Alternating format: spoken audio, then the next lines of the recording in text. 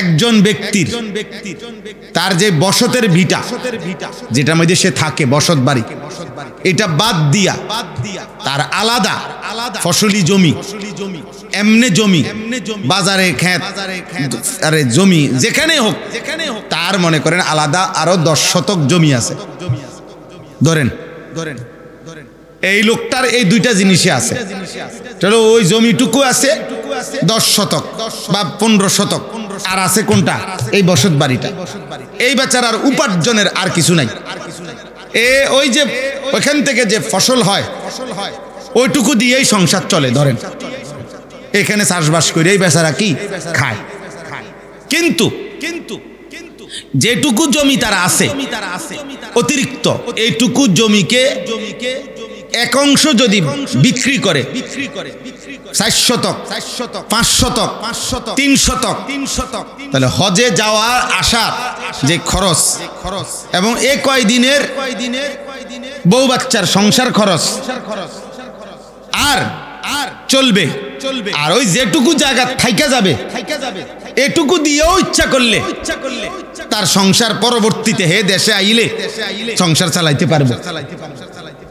বুঝেন নাই কথা?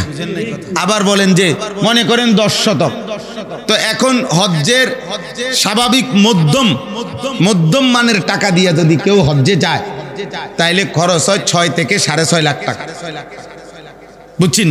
এই বছরের হিসাবটা ধরলাম আর কি আমি। 6 থেকে 6.5 লাখ টাকা হইলো মধ্যম মানের, মোটামুটি প্রায় ইজিলি যাওয়া যায়। তো এই ধরেন 6.5 লাখ টাকা। এরপরে এই বেচারার এই 1.5 মাস 45 দিন সংসারের খরচাপাতি লইয়া চলতে এখানে লাগতে পারে মনে করেন আরো 1 লাখ টাকা। আচ্ছা ধরলাম 1.5 লাখ টাকা, ধরলাম 2 লাখ টাকা। বুঝেন না? সংসার খরচ লাগবে। তাহলে 6.5 আর 2 লাখে কত? 8.5 লাখ টাকা। কথা বুঝছেন? এখন ওই 10 শতক জায়গার 3 শতকের দাম মনে করেন 3 লাখ টাকা করে 9 লাখ টাকা মনে করেন বিক্রি করা যাবে। 4 শতকও বেচা যাইলে মনে করেন 4 দুগুণে 8 লাখ টাকা, 2 লাখ টাকা করেও শতক হইলে তো 8 লাখ টাকা।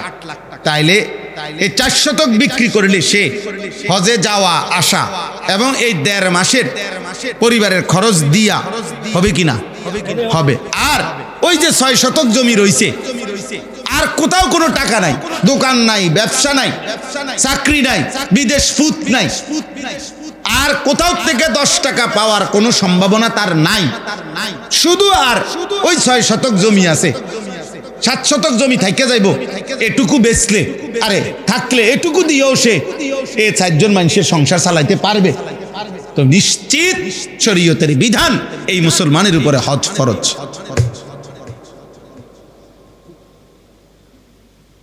এবং এই মুসলমান যদি হজ না করে মারা যায়, আল্লাহর নবী বলছে আমি জানি না হয় ইহুদি মরল নয় খ্রিস্টান মরল, সে কিভাবে মরবে এটা হে বুঝবে, মুসলমানের মরণ হবে। এবার বলেন, একটা শুধু স্যাম্পল দেখাইলাম, এখন বলেন তো কি পরিমাণ মুসলমানের উপরে হজ ফরজ? কথা কোন? তো হেবাড়াজি মস্কারি করে, আমাদের দেশের মানুষ মস্কারি করে না। গেলাম হইলে আরে কার মনে না চায়, আল্লাহর ঘরে চাইতো কার মনে না চায়। হ্যাঁ, আজ যা 60 বছর লাগাইয়া 4 ফুট আল্লাহ আল্লাহ করে বিদেশ পাঠাইছি, কদুর ঘর করছি, মাইয়াগুন বিয়া দিছি, চারিদিক দিয়ে আল্লাহর রহমতে অবসর হইছি। এখন যদি ফুটগুনরে নিজে মানুষ করলাম, টাকা পয়সার মিল করে দিলাম, বিদেশ পাঠাইলাম, এখন এরা কেউ দয়া করে তাকে যদি আল্লাহ লোয়ায়, তারা যদি আমারে হজে পাঠায়, বাফেরে হজ করায়, তাইলে তো যাইলাম হইলে, তাইলে তো যাইলাম, নইলে না হুজুর, নইলে আমি করতে কি তানো, আমার তো কিচ্ছু নাই, আমার তো কিচ্ছু নাই, সব তো দিয়ে লাইছি জিপুতে, আপনার কিচ্ছু নাই। এই যে কথাটা বললেন, কি বললেন? কি বললেন? আপনি জীবিত থাকাকালীন আপনার সম্পত্তির মালিকানা সন্তান হইতে পারে? তো তাইলে এগুলোর মালিক আপনি না? কথা কয় না?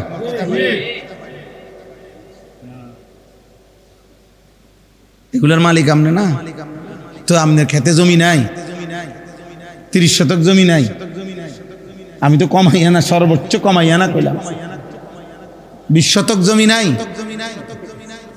হ্যাঁ? তো ব্যাংকে টাকা নাই আপনার আর কোনো ইনকাম নাই, তো বলেন না, বলেন প্রতিনিয়ত আপনি ওই দিন আমি রাজবাড়ি গেছি, ওনারা যে বাড়িতে খানা খাইলাম আমাদের খুব ঘনিষ্ঠ একজন ভাই, তো ওনাদের শুধু পেঁয়াজ গোডাউনে, মানে ওনারা এটাকে ঘর বানাইয়া এটার মধ্যে কোল্ড স্টোর সিস্টেমের মতো করে পেঁয়াজ রাখছে। তো তাগো সংসারের পেঁয়াজ যেটা না, শুধু আমি বললাম কতটুকু পেঁয়াজ আছে এখানে, কয় যে হুজুর কমপক্ষে 1.5 থেকে 2,000 মন পেঁয়াজ, 1.5 থেকে 2,000 মন পেঁয়াজ আছে, অতিরিক্ত এগুলো বিক্রি করবে এগুলো সারা বছর। তাইলে এরকম আমাদের প্রত্যেকের উচিত হ্যাঁ হিসাব করা উচিত। ব্যবসার পণ্য, নিজের অতিরিক্ত সম্পদ হজ ফরজ হওয়ার ক্ষেত্রে গুরুত্বপূর্ণ, কোরবানির ক্ষেত্রে গুরুত্বপূর্ণ।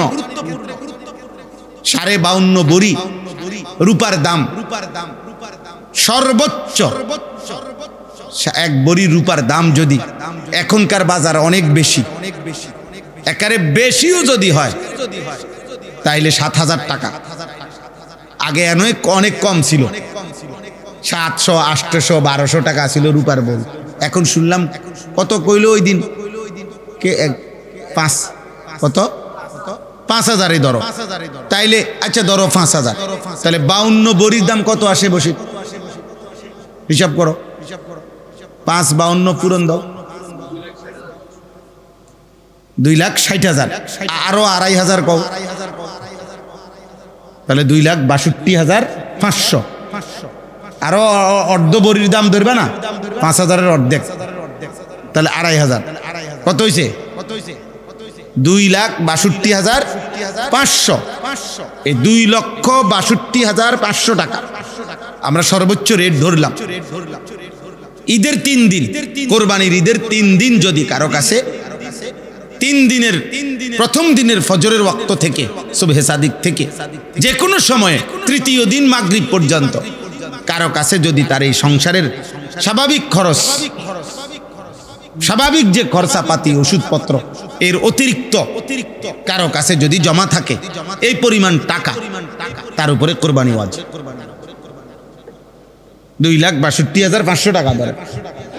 আগে 1 বছর না, ওই দিনকা আমি আবার কাছে 3 লাখ টাকা পাই, এই ঈদের দিন টিয়াটা বাইতাইয়া দিছে, বুঝেন নাই কথা? অতিরিক্ত এখন আপনার এই টাকাটা ছাড়াও আপনার বাজার সংসারের খরচাপাতি চলা অতিরিক্ত টাকা আপনার উপরে কোরবানি ওয়াজিব, আপনাকে কোরবানি আদায় করতে হবে। আপনি বলবেন কি এত কঠিন? না না, কঠিন তো হলো নাফরমানের জন্য কঠিন, ইমানদারের জন্য তো সহজ।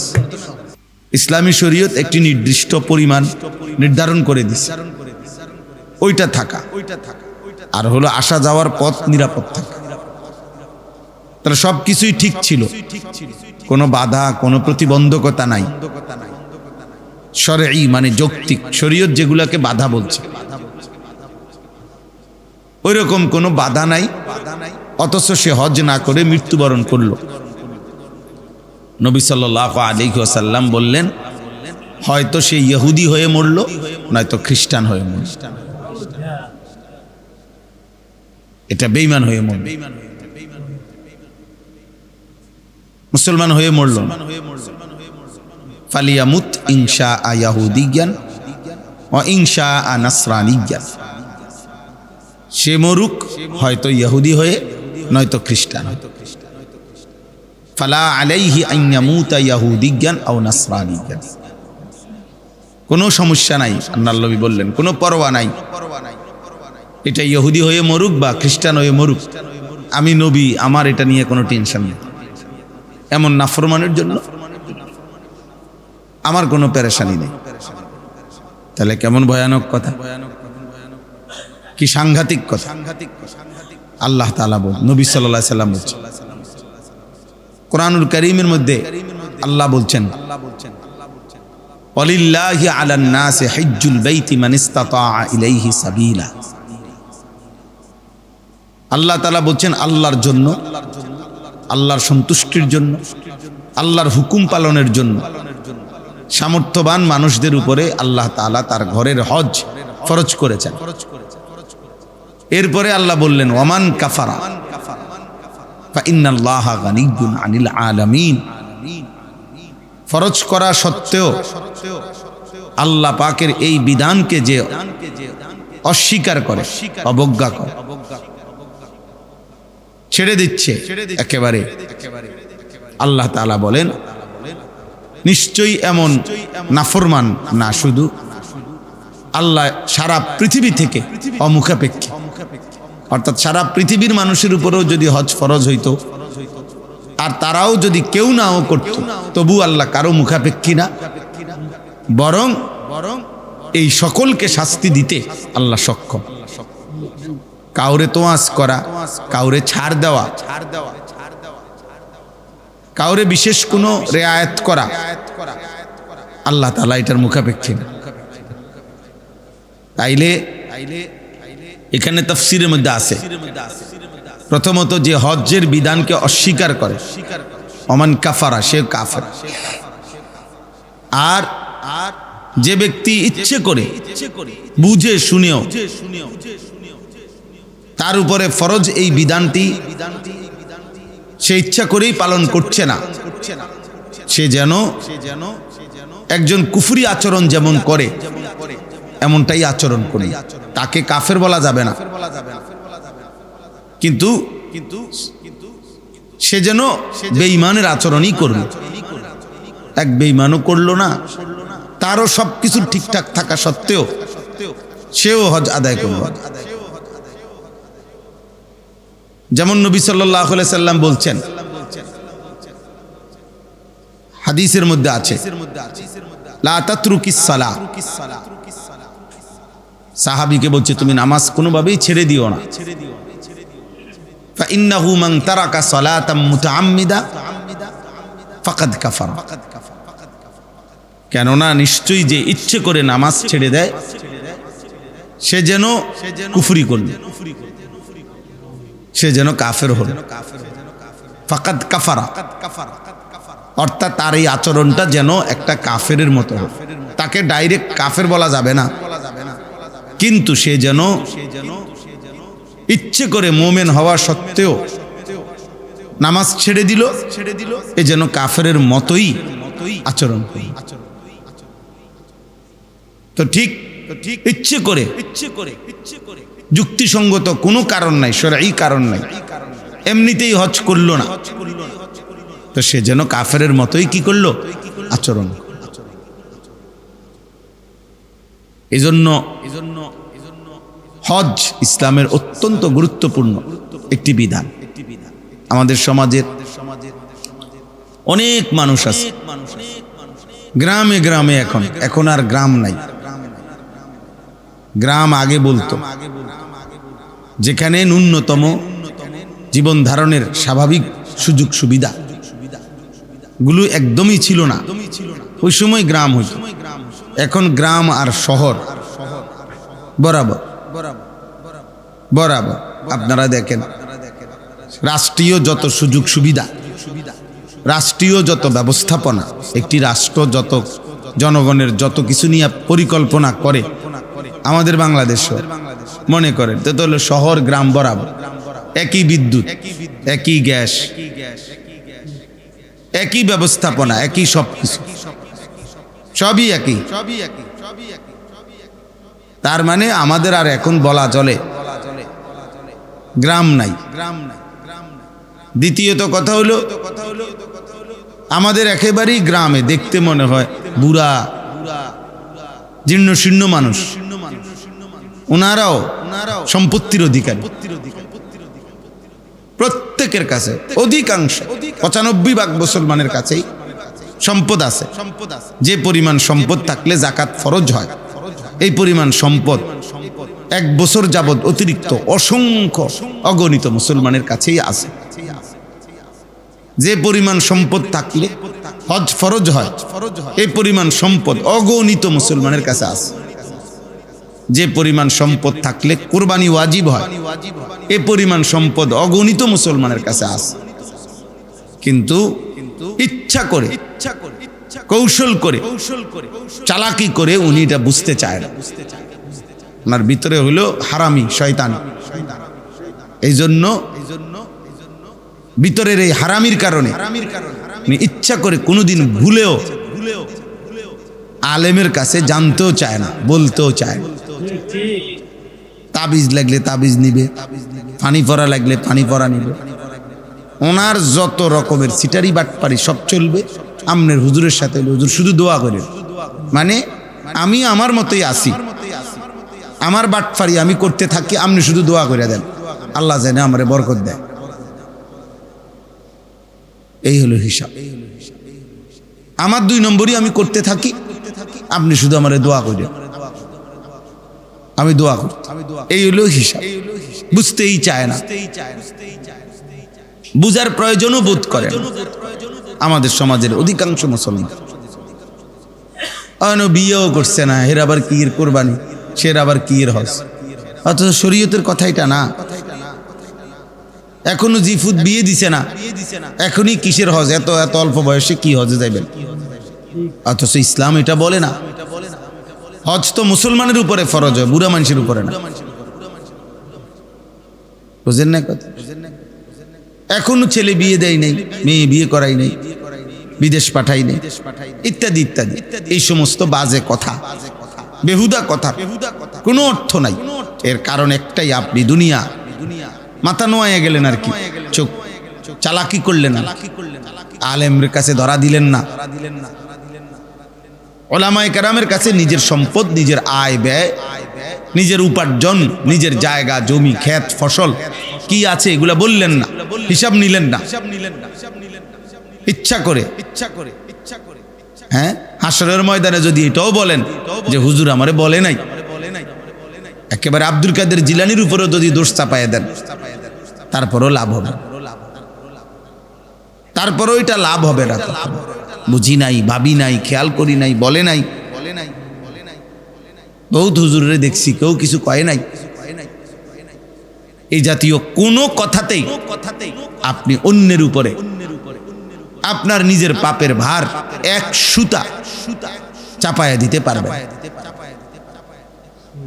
লা তাজজি নাফসুন আন নাফসিন শাইআ। কোন আত্মার বিনিময়ে অন্য আত্মা 1 জাররা গ্রহণ করবেন। আপনার পাপ, আপনার পাপ। ওয়া ইন তাদউ মুসকালাতুন ইলা হিমলিহা লা ইউহমালু ওয়ালাউ কানা দা কুরবা, লা ইউহমালু মিনহু শাইউন ওয়ালাউ কানা দা কুরবা। আল্লাহ তাআলা বলেন, হাসরের ময়দানে কেউ যদি তার পাপের একটু বোঝা একেবারে সবচেয়ে ঘনিষ্ঠ আপনজন কেউ দিতে চায়, কিন্তু সবচেয়ে প্রিয়জন আপনজনও 1 জাররা পাপ গ্রহণ করবেন, না স্ত্রী, না সন্তান, না ছেলে মেয়ে, না পরিবার পরিজন, না বন্ধু, না আপনজন। ওয়ালা ইয়াসআলু হামিমুন হামিমা ইউবাসসারুনাহু। আল্লাহ তাআলা বলেন, হাসরের ময়দানে একেবারে ঘনিষ্ঠ এক বন্ধু আরেক বন্ধুকে দেখবে, কিন্তু কেউ কাউকে কিছুই জিজ্ঞেস করবে না। ইউবাসসারুনাহু, একে অপরকে চোখে দেখবে, কিন্তু সবচেয়ে ঘনিষ্ঠ বাপ আর ফুত হোক, স্ত্রী আর স্বামী হোক, মা আর মেয়ে হোক, ভাই ভাই হোক, বোন বোন হোক, ভাই বোন হোক, যেমনই হোক, এবং বন্ধু হোক, কেউ কাউকে কিছুই জিজ্ঞেস করবে না। ও ছেলে, ছেলে মোবাইল এটা হাতের থেকে নামাও বেটা, ফাজিল কোথাকার, আবার হাসো বেটা।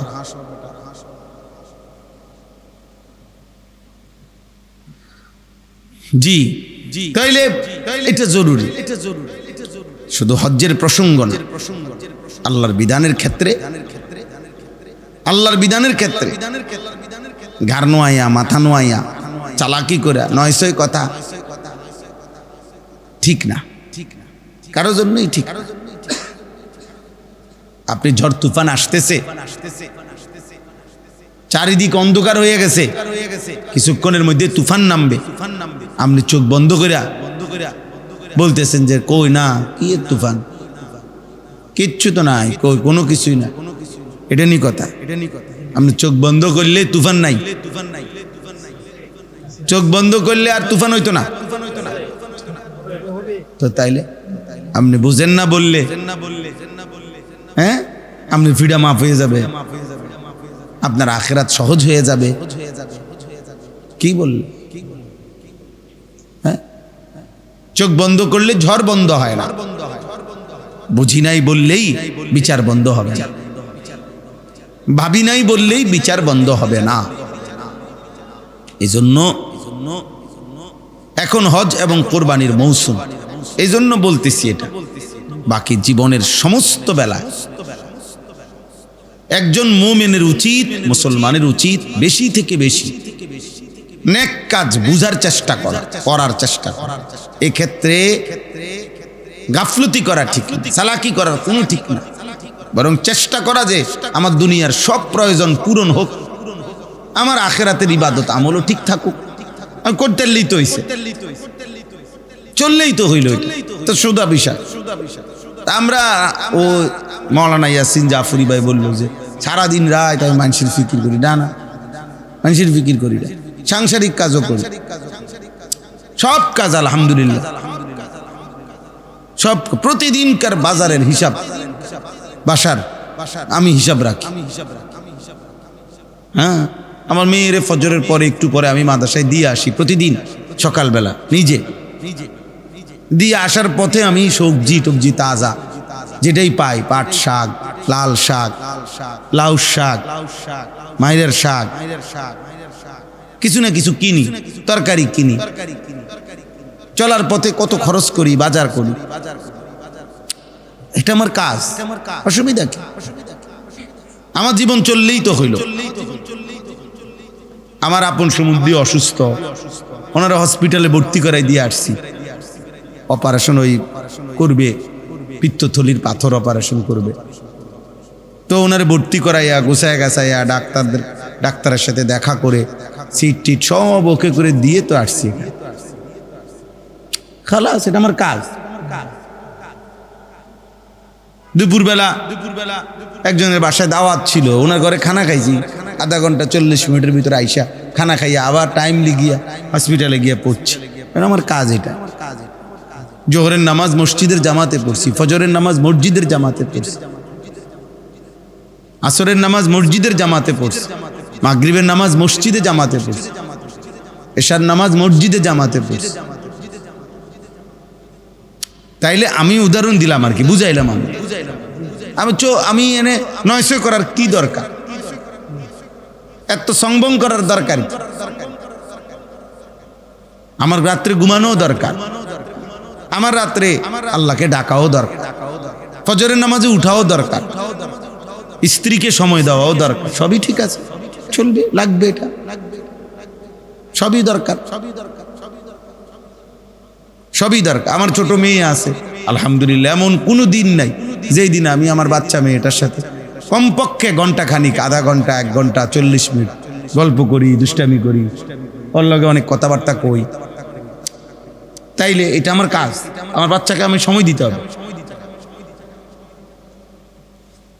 আমার বিল্ডিং এর কাজ চলতেছে আলহামদুলিল্লাহ, দোতলা বিল্ডিং এর কাজ চলতেছে, প্রতিদিন বিল্ডিং এর কাজ হলে একটু দেখি, ওইটাও আমার কাজ। হ্যাঁ, আমি তাইলে আমরা সবই আমার কাজ, সংসার আমার, আখিরাতও আমার, বাচ্চা কাচ্চাও আমার, আখিরাতও কি আমার, স্ত্রীও আমার, উপার্জনও আমার। এই আপনারাই বুঝেন, আমরা বড় বেউকুফ আহাম্মক মানুষ, বাদ্যুগের ব্যবস্থা করতে করতে বেটা জীবন শেষ করে দিস, পাগল কোথায়। আমি তো সবসময় এটা বলি,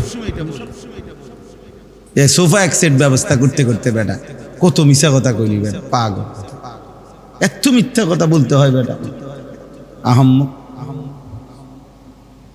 এই ঘরে কত নইলে 2-4 লাখ টাকার ফার্নিচার ঘরের মধ্যে আছে,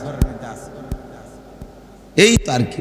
আর ভাত খায়, বাজার করে, ঘুম যায়, পেশাব করে, পায়খানা করে, এই তো দুনিয়া ভোগ করে। কিসের আর ভোগ করে? কেউ কি আর রাক্ষসের মতো খায়? কেউ হাতির সমান খায়, কেউ বাঘের সমান খায়, তো আর কি খায়? যত সামান্য খানা, যত সামান্য একটু সময় ঘুমায়,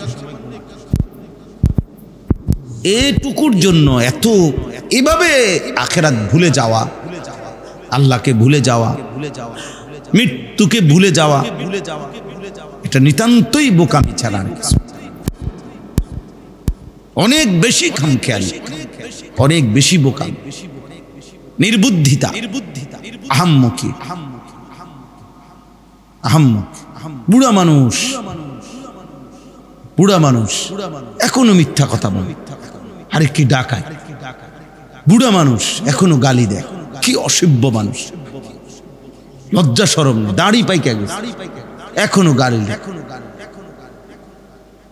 এখনো মিথ্যা কথা বলে, এখনো হারাম, এখনো দুনিয়া। ইসা কাল তুমিলাল আরদ, আল্লাহ বলছে মাটিটাকে যেন কামড়াইয়া ধরে রাখছে, মাটিকে কামড়াইয়া ধরে রাখছে, দুনিয়া ছাড়বা না, দুনিয়া মাটি তোমারে লাথি দিয়া কবরে পালাই দিবে, লাথি দিয়া পালাই দিবে, যা নাফরমান। একদিন কবরে ফেলে দিবে, বলবে সর এখান থেকে। তোর চাইতে কত বড় বড় অহংকারীদেরকে ফেলে দিছি বেটা, তুমি আইছো না মাতবরি। তাইলে আমার কথা মনে রাখবে, উচিত বুদ্ধিমান সহজ হইলে একদম ইজিলি বিষয়, আখিরাত আমার লাগবে, এটা আমার অংশ, খালাস। আমাকে নামাজ পড়তেই হবে, তো আমাকে সবই দরকার, আমার লাগবে, আমার ঘুম দরকার, আমার এটা লাগবেই, আমার স্ত্রীর সাথে আমার থাকা দরকার, এটা আমার লাগবেই, আমার ছেলে মেয়েকে আমার সময় দেওয়া দরকার, আমার এটা লাগবেই, আমার বাজার সদাই করতে হবে, আমাকে এটা লাগবেই, আমার দুনিয়া সংসারের উপার্জন দরকার, আমি উপার্জন করব, মেহনত করব, অসুবিধা কি? কিন্তু আখিরাত এবং পরকালকে একদম সাইড করে বাদ দিয়া, দিন রাত লুঙ্গি গোঁজ দিয়া দুনিয়া সাজানো, ব্যস্ত হওয়া, অথচ কোনো দিক দিয়েই সাজানো হয় না, থেকেই যায়। আজকে 12 তলা হসপিটাল, অত্যাধুনিক হসপিটাল কুমিল্লা শহরে, আমি ইচ্ছে করে নাম বলতেছি না, গেছি তখন ওইখানে 8 তলার মধ্যে গিয়ে দেখি অন্য পানি উঠছে, পানি পড়তে আছে, ওই যে মুছতে আছে, বস্তা মুস্তা দিয়া ভিজা শুকাইতে আছে, বৃষ্টি যে কি বৃষ্টি, কোনান দিয়ে পানি পড়ল, কোনান দিয়ে পানি পড়ল, এত দামি হসপিটালে কোটি কোটি টাকার খরচ করছে, যেখানে সমস্যা থেকেই যায়, সমস্যা থেকেই যায়, প্রয়োজন থেকেই যায়, শেষ হয় না আব্বা। দুনিয়া কোনোদিনও শেষ হয় না, দুনিয়াকে ছাড়তে হয়, একদিন ছেড়ে দিতেই হয়। এই অপূর্ণাঙ্গ অতৃপ্তি রেখেই দুনিয়া ছেড়ে। আজকে আমার বুড়িচংয়ের আমাদের যিনি সভাপতি সংগঠনের কওমি মাদ্রাসা সংগঠন মাওলানা জহিরুল ইসলাম ভাই, আজকে দুপুরে যেখানে আজীব কথা, গত সপ্তাহখানে 3-4 দিন আগে উনি একটা মাহফিলের বিষয়ে, উনি একজন লোক, এক মাওলানা সাহেব, ঢাকা শহরে একটা মাদ্রাসায় পড়ায়, আমার একটা ডেটের লাগে ওদের কতবার যে উনি বলছে আমার জহির ভাই, বলতে বলতে শেষে গত মনে 2 দিন না 3 দিন আগে ওনার একটা ডেটের কথা বলছি। এরপরে উনি ওই যে মাহফিলটা চাইছে, ওনার সাথে আগেও কতবার যোগাযোগ করছে, এর মধ্যে উনি লাস্টের দিকে যখন যোগাযোগ করছে, উনি তখন হসপিটালে ভর্তি, উনার লিভার জন্ডিস হয়েছে, হঠাৎ হসপিটালে ভর্তি হয়েছে, কয় যে জহির ভাই আমার শরীরটা খুব অসুস্থ, আমারে বলছে আইসিইউতে নিতে হবে যে কোনো সময়, দোয়া করেন। এমনি এমনি আমার কাছ থেকে ডেট নিছে, গতকালকে আপনার সকালবেলা খুব সম্ভব উনি ওনারে খুঁজতেছে, আগের দিন রাত্রে ডেটটা পাইছে, এখন জানাইতো ওনারে, কোনোভাবেই ওনার নাম্বারে পাচ্ছে না। বহুত পরে গিয়া দুপুরবেলা ওনার ভাইয়ের নাম্বার সংগ্রহ করে ওনার ভাইয়েরে বলছে, কি ও ভাই, উনি কই? মৌলানা আবুল কালাম ওনার নাম, উনি কোথায়? ওনার তো ফোনটা পাইতেছি না, ওনার শরীরের কি অবস্থা, কইলো অসুস্থ। তো ওই ভাই কাইন্দা দিছে যে ভাই তো কি আধা ঘন্টা হয় মারা গেছে, কালকে রাত্রে জানাজা হয়েছে। তো জহির ভাই আমারে বলতেছে, ভাই আমার আফসুস হইল যে আমি তো ওনার কত ডেটটা শুনাইতে পারলাম না, আমার মাহফিলের ডেটটা কি করতে পারলো না, শুনাইতে পারলো। বলেন কি আশ্চর্য দুনিয়া, আশ্চর্য।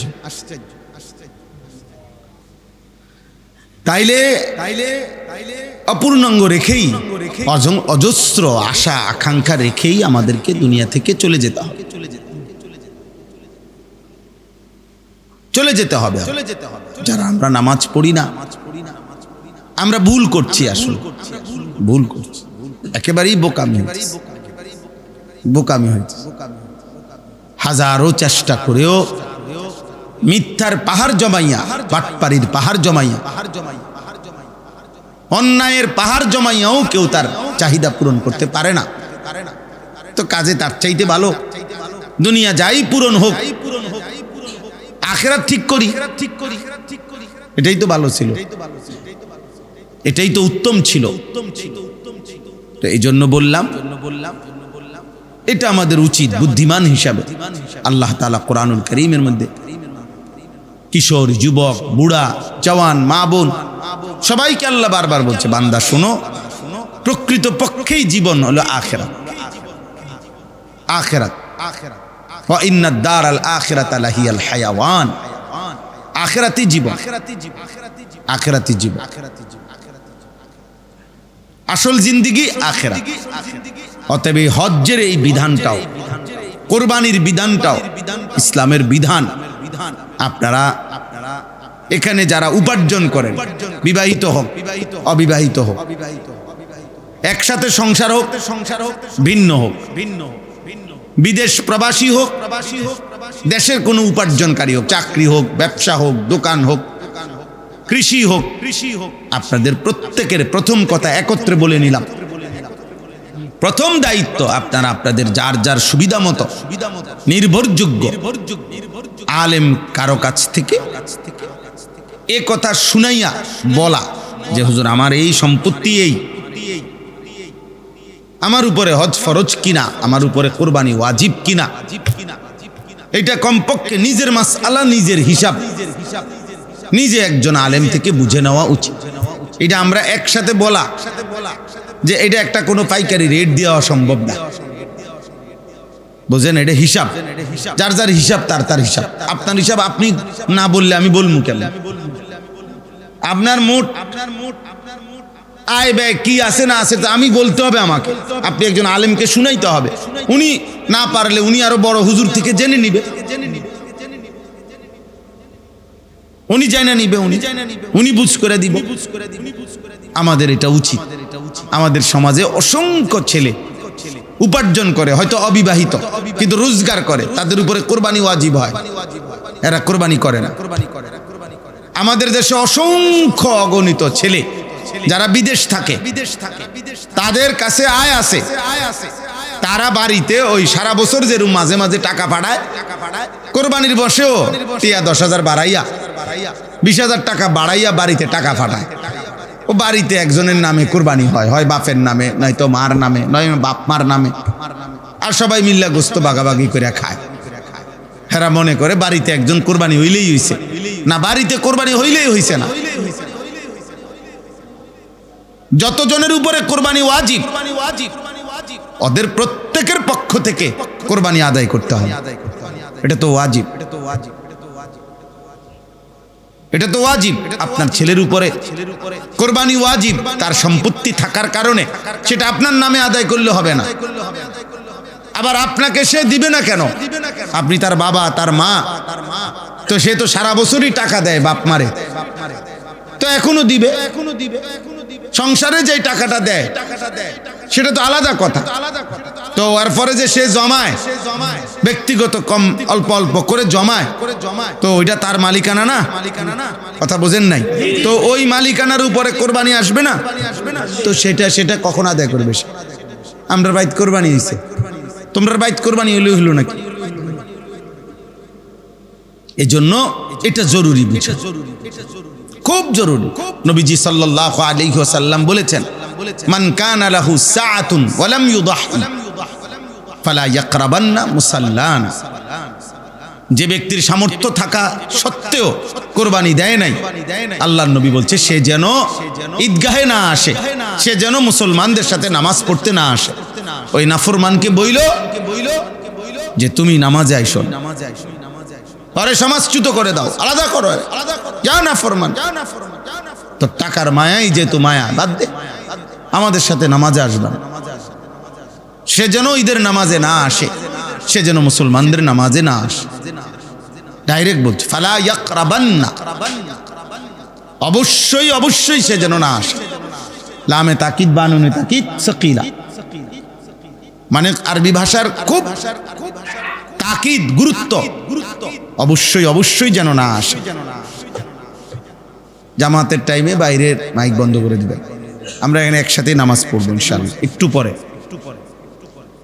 তাইলে এটা জরুরি বিষয়। দেখেন, ফালা ইয়াকরাবান্না মুসাল্লানা, তারা যেন আমাদের ঈদগাহে, নবীজি বলছে অবশ্যই যেন না আসে, কাছেও যেন না আসে। ইয়াকরাবান্না তো কি, কাছেও যেন না আসে। তুই এলাকা তো আইবি না বেটা, মসজিদের দ্বারা কাছেও আসবি, তুই বাইত ঘুমা, বাত গোস্ত রান্ধা হইলে তোর মায়ে তোর উড়ে খাওয়াইবে। তোর তো টাকা দরকার, তোর আখিরাত দরকার না, বুঝেন না? বলবেও না হুজুরের কাছে, কোন আলেমের কাছে জিজ্ঞাসাও করবেন, জিজ্ঞাসাও করবেন। এজন্য দান সাদাকা নফল, এটা কম বেশ হইতে পারে। আমি আপনাকে বললাম মাদ্রাসায় দান করেন, কেউ 10 টাকা দিলেন, কেউ 1000 টাকা দিলেন, হইতে পারে, এটা তো দান সাদাকা নফল। কিন্তু জাকাত, হজ, কোরবানি এটা খামখেয়ালি না, এটা ফরজ, ওয়াজিব। ফরজ এবং ওয়াজিবে বাড়তি করারও দরকার নাই, কমতি করারও অনুমতি নাই, অনুমতি না। আপনাকে যা ফরজ তাই করতে হবে, শরীয়ত নির্ধারণ করে দিয়েছে। সম্পত্তি আপনার বাপেরও না, আমার বাপেরও না, সম্পত্তি আল্লাহর দেওয়া। ওয়াবতাগি ফীমা আতাকাল্লাহ, আল্লাহ বলছে আমি তোমাদেরকে যে সম্পত্তি দিয়েছি, যা আমি দিয়েছি, তা দ্বারা প্রথম তোমরা আদ-দারাল আখিরা, আখিরাতের ঘর জান্নাত তালাশ করো। সম্পদের প্রথম হক আখিরাত। আমার জান দিয়ে প্রথম দাবি আমার আখিরাত, আমার মালেরও প্রথম দাবি আখিরাত। আখিরাত, এরপরে দুনিয়া। ওয়ালা তানসা নসীবাকা মিনাদ দুনিয়া, আল্লাহ তাআলা বলে দুনিয়া ভুলে যেও না। দুনিয়া বললাম না, বাজার, ব্যবসা, স্ত্রী, সংসার সব করো, কোনো সমস্যা নাই, কিন্তু 1 নাম্বার প্রথম প্রায়োরিটি, প্রাধান্য দিতে হবে আখিরাত। তাইলে হজ, কোরবানি, যাকাত, এই 3টি বিধান আপনি বুঝে নিবেন, অল্প অল্প করে বুঝে নিব। বুঝার সহজ উপায় হলো পুরা মাসালা আপনি বুঝা পারতেন না, এটা দরকারও নাই আপনার, আপনি শুধু আপনারটা বলবেন। এইখানে ডাক্তারের কাছে রুগী যতজন আইছে সবার রোগ কি আপনার বোঝনের দরকার নেই, আপনারটা আপনি শুধু চিকিৎসা নিয়ে নেন, আপনি আপনার হিসাব নিয়ে নেন, তাহলেই সহজ।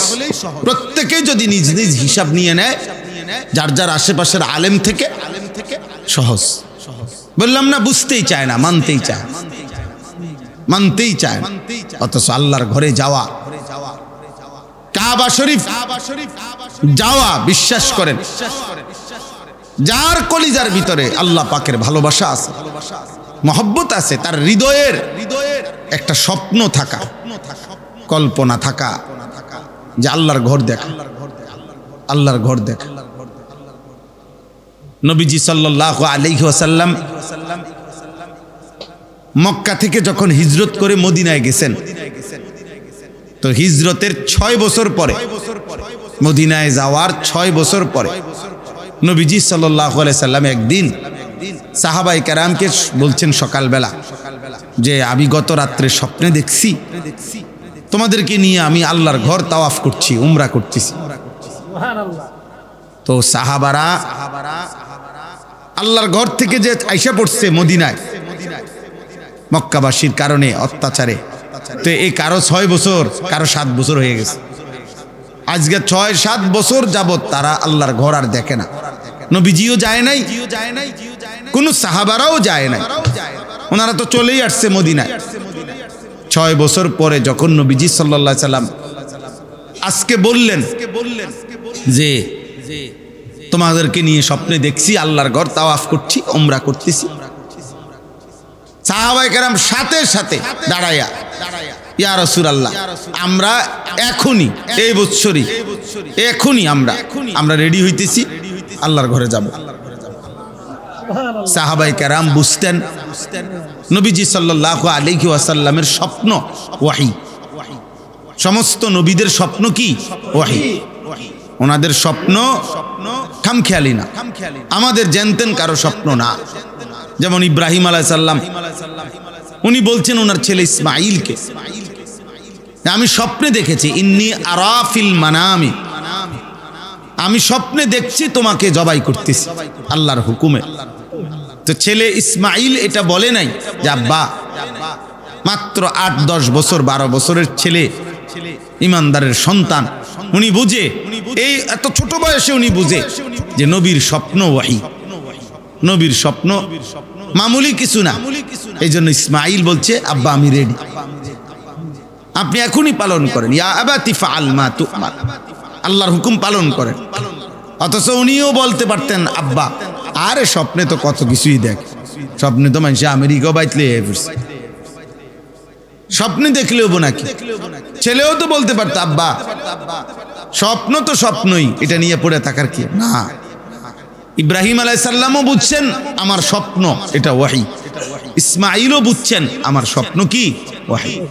তো আজকে যখন নবী সাল্লাল্লাহু আলাইহি সাল্লাম বললেন আমি স্বপ্নে দেখছি তোমাদেরকে নিয়ে আল্লাহর ঘর তাওয়াফ করছি, সাহাবারা বুঝছেন এটা নবীর স্বপ্ন ওয়াহী, অতএব ওনারা রেডি হয়ে গেছে। আল্লাহর নবী সাল্লাল্লাহু আলাইহি সাল্লাম 1400 কিংবা 1500 সাহাবী নিয়ে মদিনা থেকে মক্কার উদ্দেশ্যে আল্লাহর ঘর তাওয়াফ করবে, উমরা করবে, এই উদ্দেশ্যে নবীজি সাল্লাল্লাহু আলাইহি সাল্লাম রওনা দিয়েছেন। তো রওনা দিয়া মদিনার কাছাকাছি, আর সরি মক্কার কাছাকাছি একটা জায়গা হুদাইবিয়া জায়গাটার নাম, ওইখান পর্যন্ত যখন আসছেন আল্লাহর কুদরতে নবীজি সাল্লাল্লাহু আলাইহি সাল্লামের উট নিজে নিজে বসে গেছে ওইখানে। তো উটে যখন বসে গেছে আল্লাহর নবী সাল্লাল্লাহু আলাইহি সাল্লাম বললেন হাবাসাহা হাবিসুল ফিল, আল্লাহর ঘরের দিকে ঢুকতে গিয়ে আব্রাহার হাতি,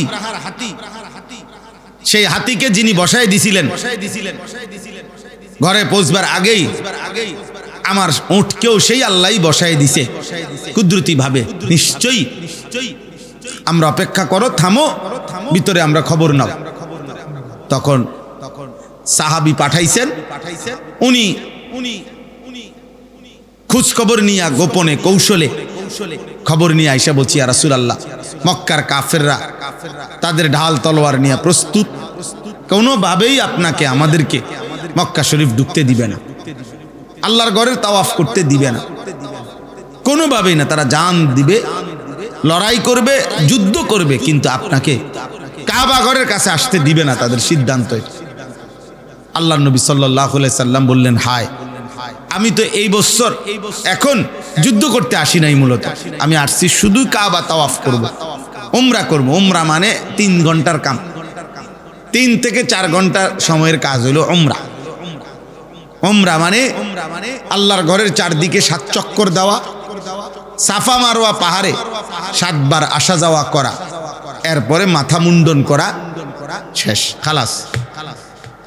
এই 3 থেকে 4 ঘন্টা টাইম লাগে, আরো কমও লাগে অনেক সময়। এতটুকুর নামই উমরা। তা আমি তো এটুকু করতে আসছি, আমি তো আবার আমার উমরা আমরা শেষ করে আমরা আমাদের পথে মদিনায় ফিরে যাব। কিন্তু ওদের সিদ্ধান্ত ওরা দিবে না। শেষ পর্যন্ত এই হুদাইবিয়া নামক জায়গায় নবীজি তাবু ফেলছেন এবং অনেক ঘটনার পরে, অনেক কথাবার্তার পরে যাইতে দেয় নাই। নবী সাল্লাল্লাহু আলাইহি সাল্লামের সাথে তারা মক্কাবাসী চুক্তি করছেন। এটাকেই বলা হয় হুদাইবিয়ার সন্ধি। এই চুক্তিনামার মধ্যে সিদ্ধান্ত হয়েছে এবছর ফিরে যাবে, আগামী বছর আইসা এই উমরাটা কাজা করবে। এবং নবীজি সাল্লাল্লাহু আলাইহি সাল্লাম পরের বছর আইসা এই উমরাটা কাজা করছেন, সাহাবাদেরকে নিয়ে উমরা করছেন। কিন্তু এই যে আল্লাহর ঘরে ঢুকতে বাধা দিল এরা, তো এখানে তাদের কয়েকটা কাজ করলো। এক নাম্বার হলো এরা আল্লাহর সাথে, এই মক্কাবাসী প্রথম হলো এরা আল্লাহর সাথে কুফরি করলো। এরা তো কাফের, মুশরিক। 2 নাম্বার, যে মানুষগুলো আল্লাহর পথে চলতে চায়, ইসলামের পথে, তারা তাকে আল্লাহর পথে চলতে তাদেরকে বাধা দিচ্ছে। 3 নাম্বার, আল্লাহর ঘর মসজিদ, মসজিদে হারাম কাবা, আল্লাহ তাআলা সৃষ্টির শুরু থেকে কিয়ামত পর্যন্তের জন্য এটা ভিতরে যারা বসবাস করে এই কাবার আশেপাশে এবং বাহিরের থেকে যারা এটার ভিতরে ঢোকে এই মক্কা নগরীতে, সবার জন্য আল্লাহ তাআলা কিয়ামত পর্যন্তের জন্য এই কাবা, মসজিদে হারাম এবং হজ্জের সাথে সংশ্লিষ্ট যেই জায়গাগুলো, কাবা, মসজিদে হারাম, সাফা মারওয়া, মিনা, আরাফা, মুজদালিফা, এই জায়গাগুলো কিয়ামত পর্যন্তের জন্য গোটা পৃথিবীবাসীর জন্য, ইমানদারদের জন্য ওয়াকফ, মুক্ত, সবার জন্য অনুমতি। এখানে কারো অধিকার নাই আটকাইয়া রাখা, বাধা দেওয়া। অথচ এই মানুষগুলো তারা তো মক্কার মসজিদে হারামের পাশে থাকে না, শুধু তোমার থাকতে দিছি আমি, আর তোমরা আমার বান্দারা আসতে চায়, তোমরা তাদেরকে বাধা দিচ্ছ। এই অধিকার কই পাইলা? কেউই পাইলা। তদুপরি সিদ্ধান্ত নিছে যে কাবার চত্বরে মসজিদে হারামের কাছে যদি ওরা আসে, রক্তপাত করবে, এদেরকে হত্যা করবে, মুসলমানদেরকে। তো আল্লাহ তাআলা বলেন, আমার ঘরের কাছে এই ধর্মদ্রোহী, আল্লাহদ্রোহী কাজ, এত বড় জুলুম, এই ইচ্ছা পোষণ করলা কেমনে? আল্লাহ তাআলা এখানে 4টি অপরাধের বর্ণনা দিছে। 1 নাম্বার, যারা কুফরি করলো। 2 নাম্বার, যারা আমার বান্দাদেরকে আল্লাহর পথে চলতে বাধা দিল। 3 নাম্বার, যারা সবার জন্য অনুমতি যেই মসজিদে হারাম সেখানে ঢুকতে বাধা দিল। 4 নাম্বার, আমার হারামের সীমানার মধ্যে যারা আমি আল্লাহর হুকুমের লঙ্ঘন করে জুলুম অত্যাচারের ইচ্ছা পোষণ করলো, আল্লাহ দ্রোহী কাজের, আমি এই সমস্ত নাফরমানকে বললাম নুজিকহু মিন আযাবিন আলীম, আমি তাদেরকে অত্যন্ত ভয়ানক মর্মান্তিক শাস্তি দেব।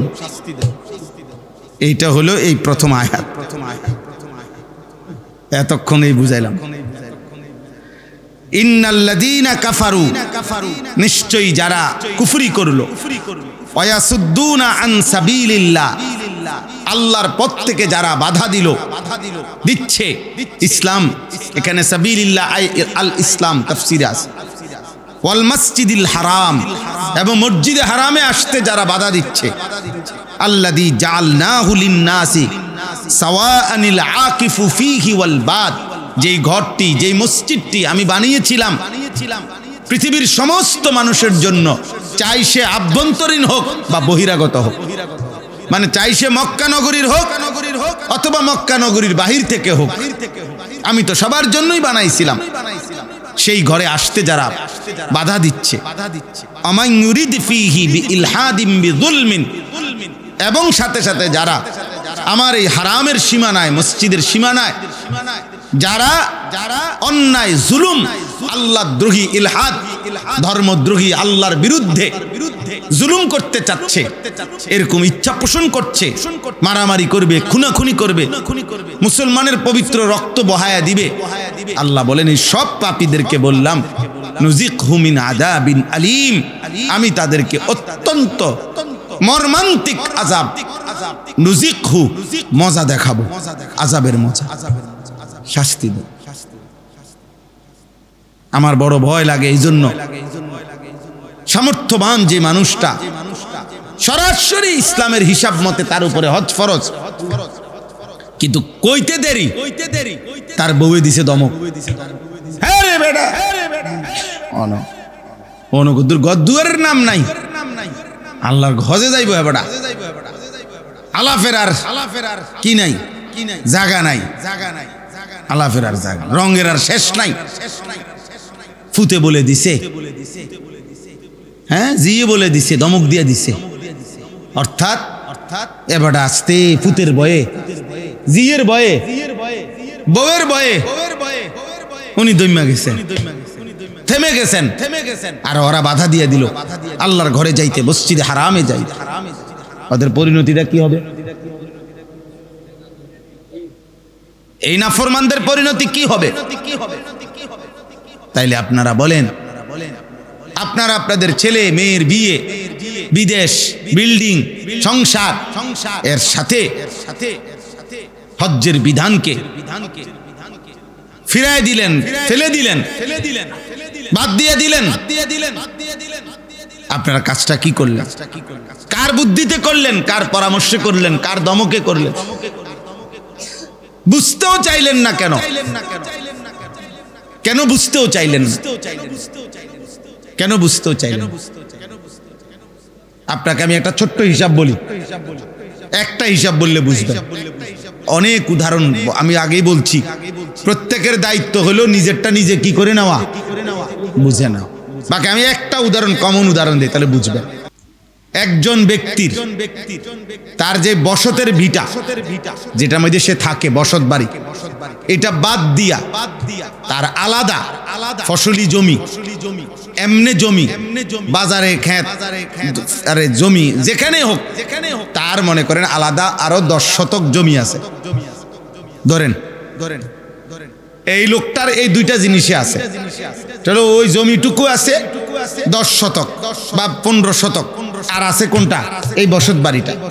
এই বেচারার উপার্জনের আর কিছু নাই, ওই যে ওইখান থেকে যে ফসল হয় ওইটুকু দিয়েই সংসার চলে। ধরেন এখানে চাষবাস করে এই বেচারা কি খায়, কিন্তু যেটুকু জমি তারা আছে অতিরিক্ত, এইটুকু জমিকে এক অংশ যদি বিক্রি করে 4 শতক, 5 শতক, 3 শতক, তাহলে হজে যাওয়া আসার যে খরচ এবং এ কয়দিনের বউ বাচ্চার সংসার খরচ আর চলবে, আর ওই যেটুকু জায়গা থাইকা যাবে এটুকু দিয়েও ইচ্ছা করলে তার সংসার পরবর্তীতে হে দেশে আইলে সংসার চালাইতে পারবে।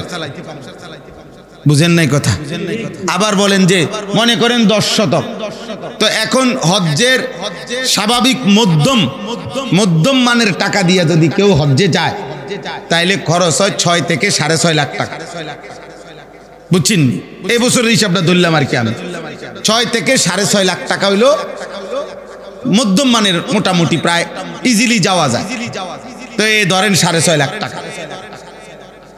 এরপরে এই বেচারার এই 1.5 মাস 45 দিন সংসারের খরচাপাতি লইয়া চলতে এখানে লাগতে পারে মনে করেন আরো 1 লাখ টাকা। আচ্ছা ধরলাম 1.5 লাখ টাকা, ধরলাম 2 লাখ টাকা, বুঝেন না? সংসার খরচ লাগবে, তাহলে 6.5 আর 2 লাখে কত? 8.5 লাখ টাকা। কথা বুঝছেন? এখন ওই 10 শতক জায়গার 3 শতকের দাম মনে করেন 3 লাখ টাকা করে 9 লাখ টাকা মনে করেন বিক্রি করা যাবে। 4 শতকও বেচা যাইলে মনে করেন 4 দুগুণে 8 লাখ টাকা, 2 লাখ টাকা করেও শতক হইলে তো 8 লাখ টাকা। তাইলে এই 4 শতক বিক্রি করলে সে হজে যাওয়া আসা এবং এই 1.5 মাসের পরিবারের খরচ দিয়া হবে কিনা? হবে। আর ওই যে 6 শতক জমি রইছে আর কোথাও কোনো টাকা নাই, দোকান নাই, ব্যবসা নাই, চাকরি নাই, বিদেশ ফুত নাই, আর কোথাও থেকে 10 টাকা পাওয়ার কোনো সম্ভাবনা তার নাই। শুধু আর ওই 6 শতক জমি আছে, 7 শতক জমি থাইকে যাইব, এটুকু বেচলে আরে থাকলে এটুকু দিয়েও সে 4 মানুষের সংসার চালাইতে পারবে। তো নিশ্চিত শরীয়তের বিধান এই মুসলমানের উপরে হজ ফরজ।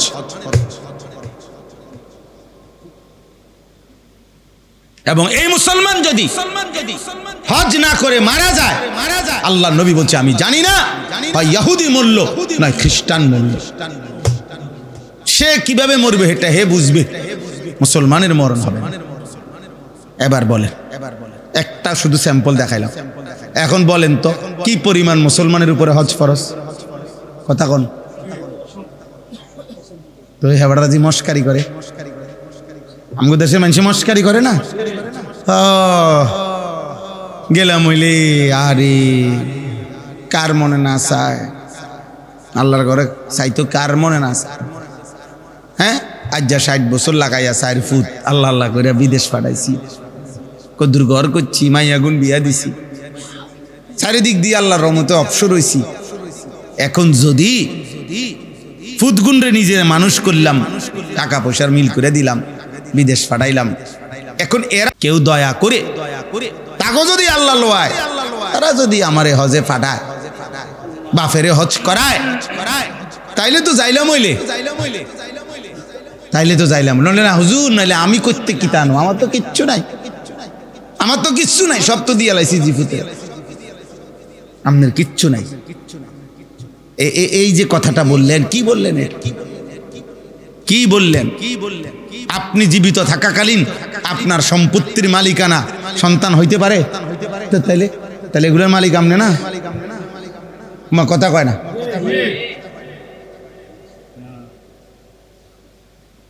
এগুলোর মালিক আপনি না, তো আপনার খেতে জমি নাই, 30 শতক জমি নাই, আমি তো কমাইয়া না, সর্বোচ্চ কমাইয়া না কইলাম, 20 শতক জমি নাই,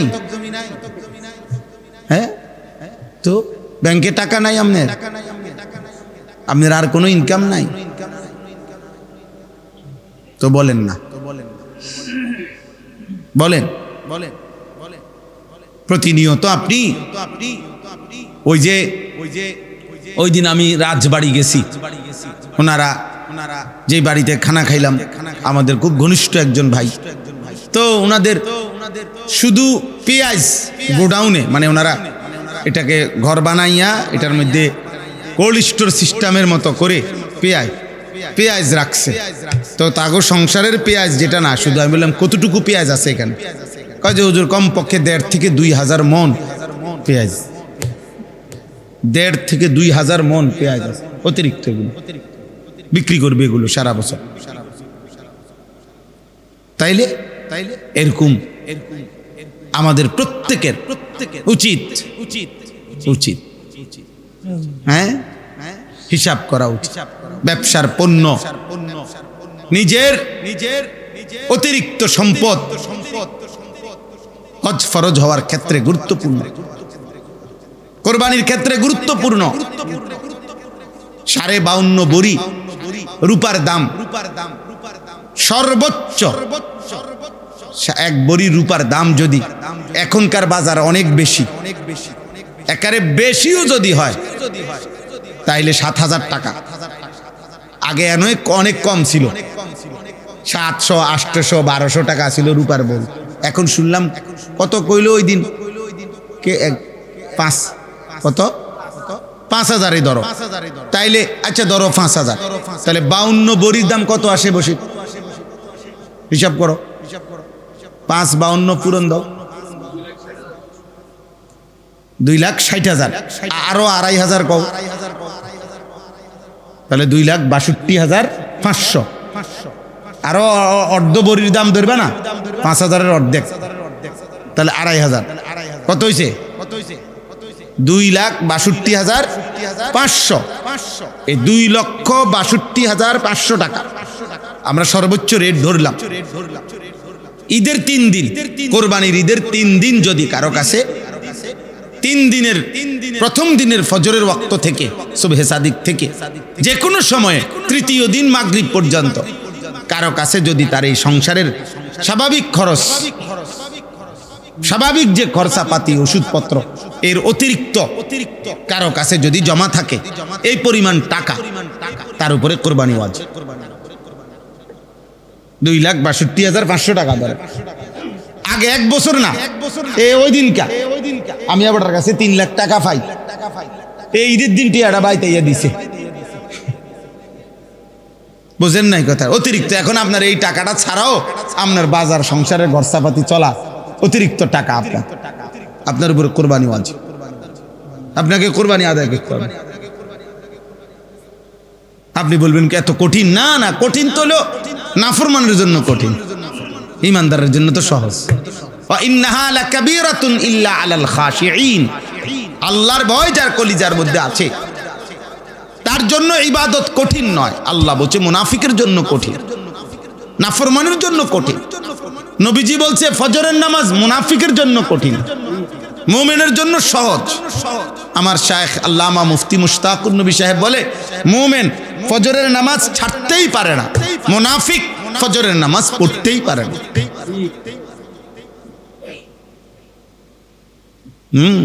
যে বুঝে জীবন মানে আমার আল্লাহর হুকুম পালন, তাইলে আমার শরীরে যা হুকুম তাও পালন করতে হবে, আমার সম্পত্তির মধ্যে আল্লাহর হুকুম যা তাও পালন করতে হবে, এটা সোজা বাংলা। আর নাফরমান তার কাছে 1 টাকাও 100 টাকা 10 টাকা দান করাও তার জন্য কঠিন।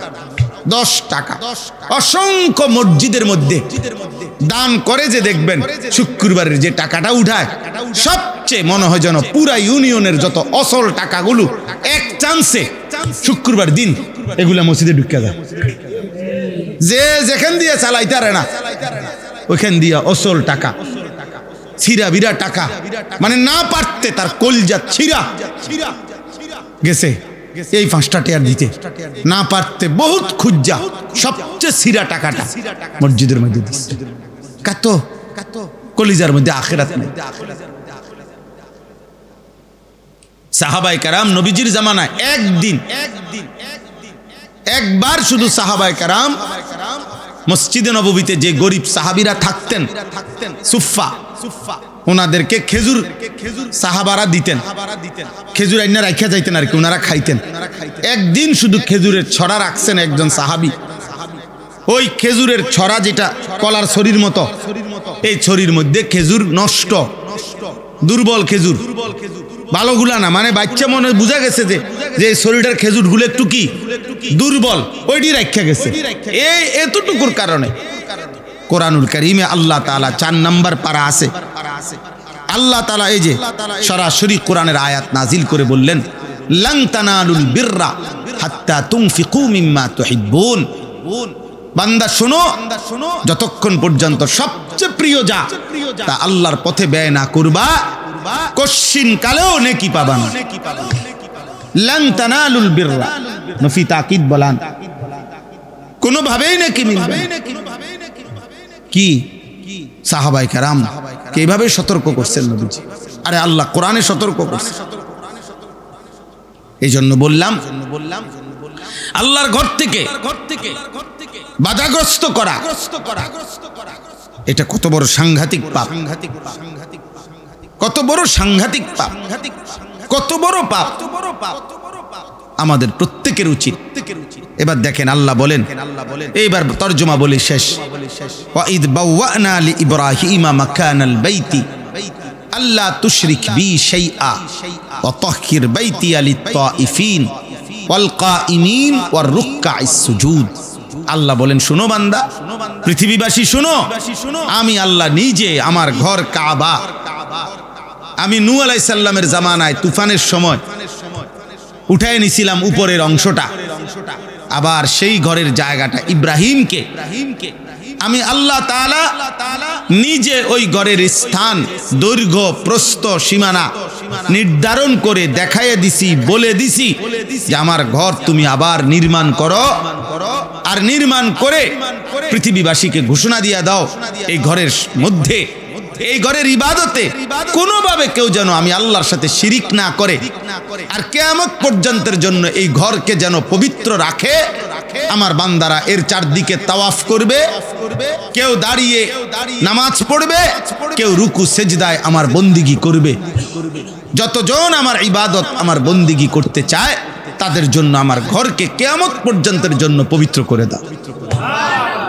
আমার বান্দারা আসবে। তো ইব্রাহিম আলাইহিস সালাম আল্লাহর ঘর নির্মাণ করছেন, সম্পূর্ণ সুন্দর করে সাজাইয়া রেডি করে। এবার আল্লাহকে জিজ্ঞেস করছেন, আল্লাহ আমি এখন কি করব? আমি আপনার ঘরের নির্মাণ ঠিক শেষ করছি, কাম শেষ। এবার আল্লাহ বললেন, ওয়াদ্দিন ফিন্নাস বিল হজ। এবার তুমি ইব্রাহিম পৃথিবীবাসীকে, আমার বান্দাদের মাঝে হজ্জের ঘোষণা দিয়ে দাও, আমার এই ঘরের কাছে যেন তারা হজ করতে আসে। ইব্রাহিম আলাইহিস সালাম বললেন, আয় আল্লাহ, হজ্জের ঘোষণা দিব মানে কারে ঘোষণা দিব? এখানে তো কোনো মানুষই নাই। মানুষে তো আমি, আমার ছেলে ইসমাইল, আর এই অল্প কোকে মানুষ, এগুলোর লগে থাকে যে কয়জন মানুষ হইতো না 50 জন। এগরে আর আপনি বলতেছেন ফিন্নাস, পৃথিবীর সমস্ত মানুষের মধ্যে ঘোষণা দিতাম, মানুষ কই? আর দ্বিতীয়ত আমি এখানে যত জোরেই চিৎকার করি সারা পৃথিবীর মানুষ শুনবে কেমনে? আল্লাহ তাআলা বললেন, নাদি ওয়া আলাইয়াল বালাগ। ইব্রাহিম তুমি ঘোষণা দাও, আজান দাও, আমি আল্লাহ পৌঁছানোর দায়িত্ব কিয়ামত পর্যন্ত। আমার এই ঘরে কারা কারা আসবে এটা আমি নিয়ে আসবো। ইয়াতুকা রিজালান ওয়া আলা কুল্লি দামিরিন ইয়াতিনা মিন কুল্লি ফাজ্জিন আমিক। আল্লাহ তাআলা বলেন, যুগে যুগে কিয়ামত পর্যন্ত ইব্রাহিম কেউ পায়ে হেঁটে কাছের থেকে আসবে, কেউ এত দূর থেকে আসবে বাহনে চড়ে, গাধায় চড়ে, ঘোড়ায় চড়ে, উটের মধ্যে চড়ে, এত দূর থেকে আসবে। এই ঘরে দেখো, আমি বললাম যে আসতে আসতে আসতে এত দূরত্বের কারণে মানুষ না, ডাইরেক্ট বাহন, গাধা, ঘোড়া, খচ্চর, উট পর্যন্ত দুর্বল হয়ে যাবে। বাহন দুর্বল হয়ে যাবে, মানুষ তো দুর্বল হবেই হবে। এত দূর থেকে হলেও আমার বান্দা এখানে আসবে। তুমি আজান দাও, তুমি ঘোষণা দাও, তুমি ঘোষণা দাও। আজকের পৃথিবীতে আমরা এটাতে বুঝাইবার লাগে বলি, এত দূর থেকেও পৃথিবীতে ফ্লাইট হয়, এই হজের ফ্লাইট এত দূর থেকে আসে যে কোনোভাবেই এক ফ্লাইটে আপনার আইসা পৌঁছানো সম্ভব না। বরং বাহন মানে বিমান দুর্বল হয়, মাঝখানে ট্রানজিট নিয়ে তেল নিতে হয়, ফুয়েল নিতে হয়, তার এত দূর থেকেও আসে, এত দূর থেকেও আসে। অর্থাৎ পৃথিবীর প্রতিটা গলি গলি যেখানেই আল্লাহর বান্দার অস্তিত্ব আছে, মোমেনের, সেখানেই মোমেনের কলিজার মধ্যে ওই ঘরের প্রতি টান আছে। মোমেন মানেই আল্লাহর ঘরের প্রতি তার একটা টান থাকবে, আজীবনের একটা আফসোস থাকবে। আর এটা কি মোমেন মনেও পড়ে না, এত বেটা বুঝে বয়ে গেল বিড়িয়ে খায়, পাগল কোথাকার, বুড়া অসল হয়ে গেছে, খবরও নাই, বইয়া বইয়া বিড়ি, বন, চা, টেলিভিশন, নাচ গান। আশ্চর্য মুসলমান, আফসোস মুসলমান। কলিজার মধ্যে ও ফুতের দিকে চাইয়া রয়েছে, নাতির দিকে চাইয়া রয়েছে। ফুত সব শেষ হইয়া ওর নাতি ফাটানি শুরু করছে বিদেশ। অন বুঝেন না, এরপরও নাফরমানের লোভ শেষ হয় না, এরপরও শেষ, এরপরও কাম অনো শেষ হয় না। অনো এ ঘুরতে আছে, আজ যা 30 বছর এই জমি 200 কেবাটা ঘুরাইতে আছে, বেচবো বেচবো কইয়া প্রত্যেক দিন যায়। কিও আর কথা আসেনি কোনো কইবানি? শেষ কথা, আমি তো মরে যাই, বেচবানি জমি। কতদিন ধরে ঘুরাইতে আছো জমি, বেচবা শেষ, মরতে পারতেছে না। বহুত মালাকুল মউতের আবজার করে ধরে রাখছে এই জমি আনে। জিফুতের এই জমিখান লাইন করে দিলে, এই জমিখান ব্যবস্থা করে দিলে, এরপর উনি মরে যাবে, এরপরে মরে যাবে, এরপরে কবরে শান্তি আর শান্তি। আস্তাগফিরুল্লাহ, লা হাওলা ওয়ালা কুওয়াতা ইল্লা বিল্লাহ। আল্লাহ আমাদেরকে মাফ করে দেন। প্রিয় ভাই, প্রিয় বাবা, আপনাদের কাছে অনুরোধ, শুরুর কথা আবার আমরা চলেন। আমাদের এই প্রথম কথা আমরা আবার ফিরে আসি, দুনিয়া আমাদেরই, আখিরাতও আমাদের, কবর আমার, পরকাল আমার। অতএব বুদ্ধিমান বিবেকবান হিসাবে আমাদের প্রত্যেকের উচিত আমরা আমাদের হিসাব মিলানো। আমার দুনিয়া কটুকু হলো হিসাব করেন, আখিরাত কটুক হলো হিসাব। সম্পদ এটা আল্লাহই দিছেন আমাকে, অতএব এখানে যদি যাকাত ফরজ হয় দেব, হজ আসলে হজ করব, কোরবানি হইলে কোরবানি আদায় করব, পরে যা থাকে তা দিয়ে হিসাব মিলাবো। একজন বুদ্ধিমান মানুষ তো যেই কোনো মানুষ তার পকেটে যে কয়টা টাকা নিয়ে এসে বাজারে যায়, সংসারের যে কয়টা খরচ তার তো মাথার মধ্যে একটা পরিকল্পনা করে। সে 5টা মিনিট সে ভাবে আমি কয় টাকার মাছ কিনবো, কয় টাকার চাল কিনবো, আমার চাইলেও দরকার, মাছও দরকার। এখন আমার কাছে টাকাই আছে 1000 3000, আমি চাইলে কিনে লাইলাম 3000 টাকা। আমাদের এক লোক কিছুদিন আগে আপনার তার ছেলে দুষ্ট, তো উনি আমার আফসুস করে বলতেছে, কাইন্দা দিয়েছে, হুজুর পোলা ওনার ছেলে ঘর থেকে 2 লক্ষ টাকা চুরি করে নিছে, নিয়ে 60টা মোবাইল কিনে লাইছে। না নিজে টিপতো, মোবাইল টিপতো, দোহান না, ছাত্র মানুষ মিয়া, 2 লাখ টাকা দিয়ে যা পাইছে মোবাইল কিনে লাইছে।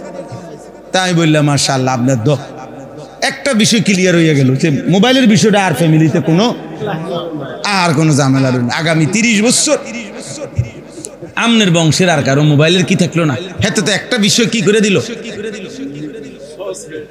ক্লিয়ার করে দিল। তাহলে বলেন এটা হইল নি কথা? তুই বুঝি 2 লাখ টাকা দিয়ে মোবাইল কিনে লাগবি? তো এই কথায় বললাম আর তো আমাদের হালাত হইল এমন।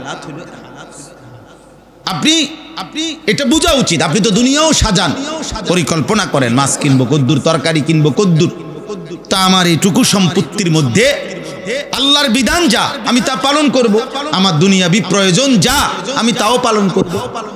এটা তো সহজ বিষয় আব্বা, সহজ বিষয়। এই জন্য প্রতিনিয়ত মনে রাখবেন, একজন মুমিন, একজন ইমানদার মুসলমান, তার প্রত্যেক দিনের রানিং ডিউটি 2টা। এক, মুসলমান মানেই প্রতিদিন নামাজ পড়ে, মুসলমান মানেই প্রতিনিয়ত নিয়মিত দান করে, খরচ করে আল্লাহর রাস্তায়। মনে রাখেন এটা, দান সাদাকা সিজন নাই, নামাজেরও সিজন নাই। নামাজ সারা বছর, প্রতিদিন আল্লাহর পথে খরচ প্রতিদিন সাদাকা, প্রতিদিন। যখন বছর শেষে যাকাত আসবে জাকাত দেব, জীবনে যখন একবার হজ ফরজ হবে হজ করব, বছরে প্রতি বছর একবার যখন কুরবানি ওয়াজিব হবে কুরবানি করব, আর প্রতিনিয়ত আল্লাহর পথে নফল সাদাকা করতে থাকব। রমজানের রোজা সিজনে, হজ সিজনে, যাকাত বছরে একবার সিজনে, কিন্তু দান সাদাকা নিয়মিত, নামাজ নিয়মিত। এই জন্য আপনারা এই অভ্যাস করে পরিমাণ আপনি নির্ধারণ করবেন, আল্লাহর পথে খরচ করবে। কেউ 10 টাকা খরচ করবে, কেউ 10 লাখ টাকা খরচ করবে, কিন্তু খরচ করবে প্রতিনিয়ত। এটা মুমিনের সিফাত, মুমিনের বৈশিষ্ট্য। রাসূলুল্লাহ সাল্লাল্লাহু আলাইহি ওয়াসাল্লাম বলেন, এই কিতাবে আছে, আল্লাহ নবী বলছে, ইত্তাকু যুলম, জুলুম থেকে বাঁচো, ফা ইন্না যুলমা যুলমাতুন ইয়াউমাল কিয়ামা, প্রত্যেকটা জুলুম কিয়ামতের দিন তোমার জন্য অন্ধকার হয়ে যাবে।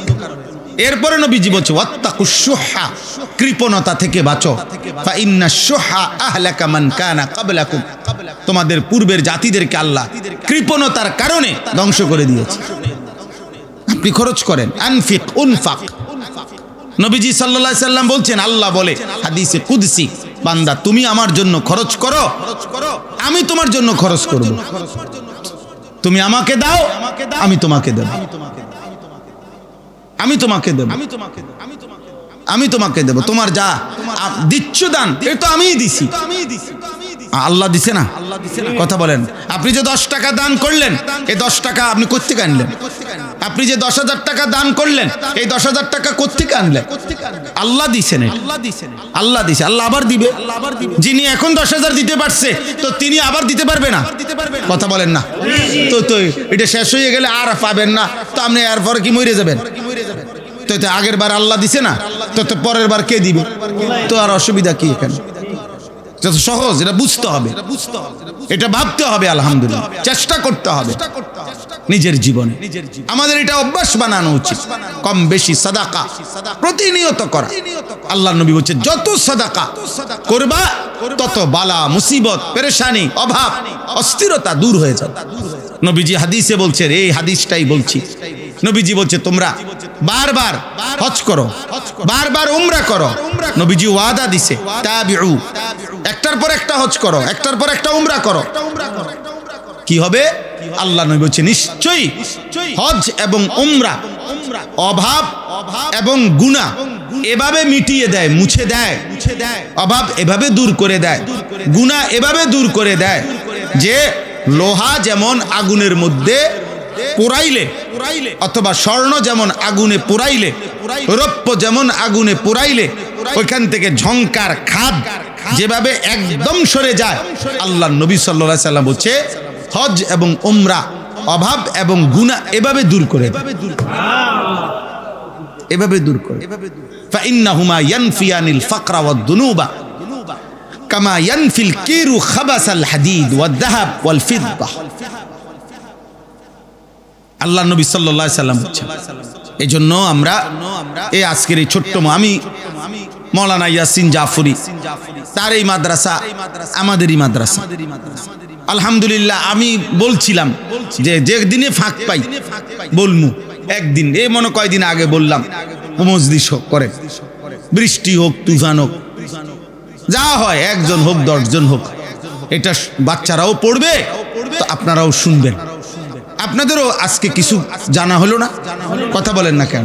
কে ভাবছিল 6 মাস আগে, 1 বছর আগে, হ্যাঁ এখানে আমরা ভাই সহ কাকা সহ আসছি দেখতে, রাত্রে ওটার লাইট, মাহিন কাকার লাইট দিয়ে ওটা এখানে দেখাইছে, ওখানে দেখাইছে, অন্ধকারের ভিতরে।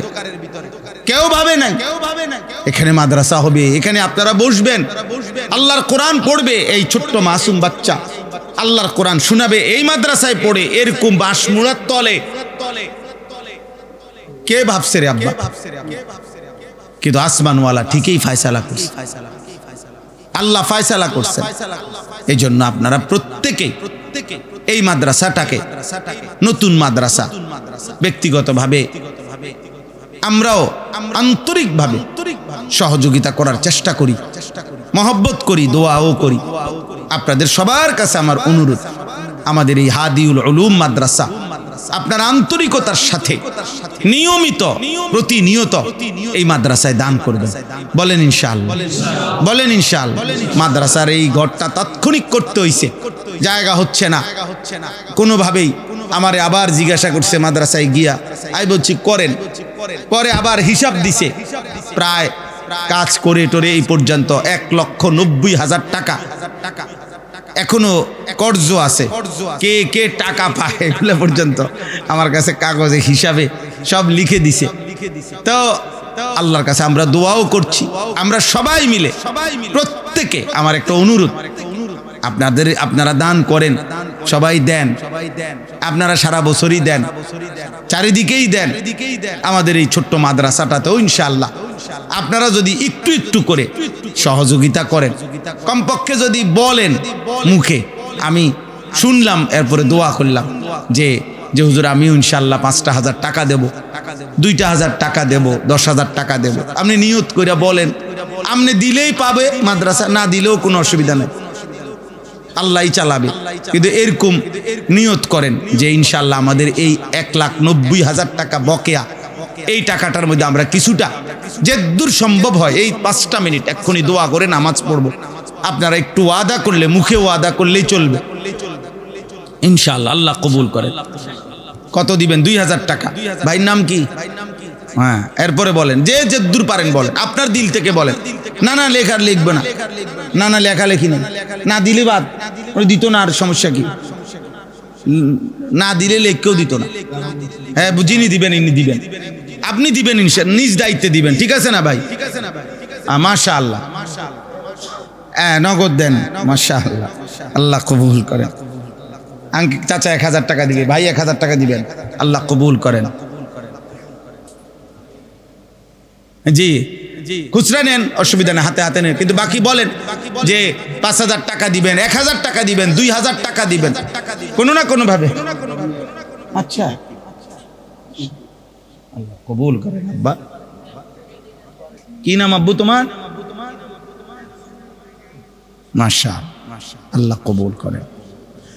জি আপনারা প্রত্যেকেই নিয়ত করেন, আরো বলেন, আরো বলেন যে এখন না থাকলে পরে দিবেন, 2,000 টাকাই দিবেন, 5,000 টাকাই দিবেন, 3,000 টাকা দিবেন, নিয়ত করে বলেন, আল্লাহ বরকত দেবে। এ হিম্মত করে এ মিয়া জাফরি ভাই অনেকবার এ আগাইছে পিছাইছে, আমরা উৎসাহ দিছি, চেষ্টা করছি, বলছি, আলহামদুলিল্লাহ বহু মাদ্রাসা, এই ছোট ছোট মাদ্রাসা কোরআনের খেদমত হইতেছে। আমরা চেষ্টা করি, আমার শায়েখ আল্লামা মুফতি মুশতাকুন নবী সাহেব বাংলাদেশের বহু মাদ্রাসা আপনার উনি সহযোগিতা করে, উনি মুরব্বী হিসাবে। এইবার আমরা গেছি, আজ 3 বছরে আমাদের যশোর আমাদের মসজিদ মাদ্রাসা করছি আমরা নিজেরা, যা এবারও গেছি। আপনার 10,000 টাকা দিয়ে শুরু করে সেই মসজিদে আলহামদুলিল্লাহ পর্যন্ত প্রায় 1.5 কোটি টাকা খরচ হয়ে গেছে। আল্লাহ করাইছে, সব হবে, কোনোটাই আটকাবে না ইনশাআল্লাহ, কোনোটাই আটকাবে না। এরপরেও যাদের সুযোগ হয় আপনারা প্রত্যেকে 1-2,000 5,000 10,000 টাকা দয়া করে, যার সুযোগ হয় মহব্বত হয় আল্লাহর জন্য আখিরাতের জন্য দিবেন ইনশাআল্লাহ। আমরাও দেব, আমরাও দিয়ে থাকি।